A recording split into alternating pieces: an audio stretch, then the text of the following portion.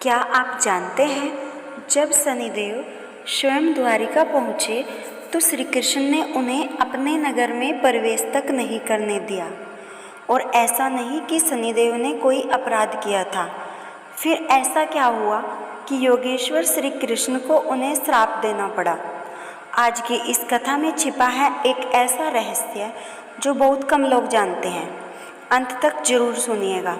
यह सिर्फ एक कथा नहीं, एक दिव्य संदेश है। प्राचीन काल की बात है। श्री कृष्ण द्वारिका में राज्य कर रहे थे। उनका यश चारों दिशाओं में फैला हुआ था। देवता भी जब तब द्वारिका आकर भगवान के दर्शन करते थे। एक दिन शनिदेव को भी भगवान श्री कृष्ण के दर्शन करने की इच्छा हुई।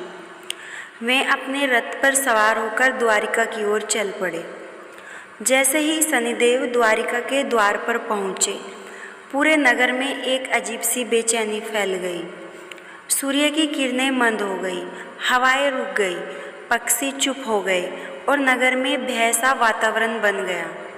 लोगों ने शनिदेव को पहचाना और नगरवासियों में हलचल मच गई। रुक्मणी जी को जैसे ही यह ज्ञात हुआ शनिदेव द्वारिका आए हैं, वे घबरा गई। वे जानती थी शनि की दृष्टि जिस पर भी पड़ती है वह कष्ट और संकट में गिर जाता है। वे तुरंत श्री कृष्ण के पास गई और प्रार्थना की, हे नाथ, शनिदेव को नगर में प्रवेश न करने दे। मैं नहीं चाहती उनके प्रभाव से हमारे नगर या परिवार को कोई कष्ट पहुँचे। श्री कृष्ण मुस्कुराए। उन्होंने शनिदेव का स्वागत किया, उन्हें नगर के बाहर ही रोक लिया। उन्होंने कहा, हे शनिदेव, आपकी दृष्टि बड़ी प्रबल और प्रभावशाली है। संसार के प्राणी आपके प्रभाव से अपने कर्मों का फल भोगते हैं, लेकिन द्वारिका एक दिव्य स्थान है और मैं नहीं चाहता यहाँ की शांति में कोई बाधा आए।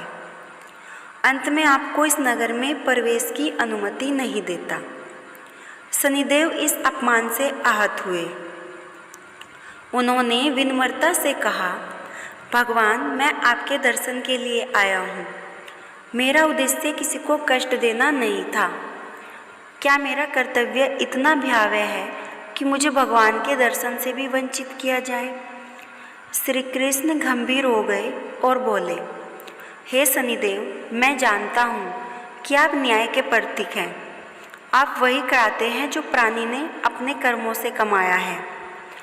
परंतु यह मेरा निर्णय है कि यदुवंश और द्वारिका की दशा और रक्षा हेतु आपकी दृष्टि इस नगर पर नहीं पड़ेगी। फिर श्री कृष्ण ने शनिदेव को साफ स्वरूप कहा, आप मेरी नगरी में कभी भी प्रवेश नहीं कर सकेंगे और मेरी संतानों पर आपकी छाया भी नहीं पड़ेगी। शनिदेव ने श्री कृष्ण के निर्णय को स्वीकार किया और कहा, भगवान, आप जगत के पालन करता है। आपका हर निर्णय धर्म और मर्यादा के अनुरूप होता है। यद्यपि मुझे पीड़ा हुई, परंतु यह मेरे लिए गर्व की बात है कि आपने स्वयं मुझे स्मरण किया। इसके बाद शनिदेव वहाँ से चले गए, परंतु एक स्थान पर जाकर उन्होंने श्री कृष्ण की एक मूर्ति की स्थापना की और उसी स्थान को अपना निवास बनाया।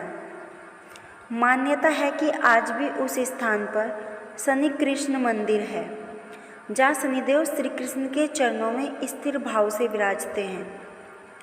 तो यह थी यह कथा जहाँ श्री कृष्ण ने स्वयं शनिदेव को एक मर्यादा में बांध दिया। यह हमें सिखाती है कि न्याय, भक्ति और मर्यादा तीनों जब संतुलित होते हैं तभी धर्म स्थिर रहता है।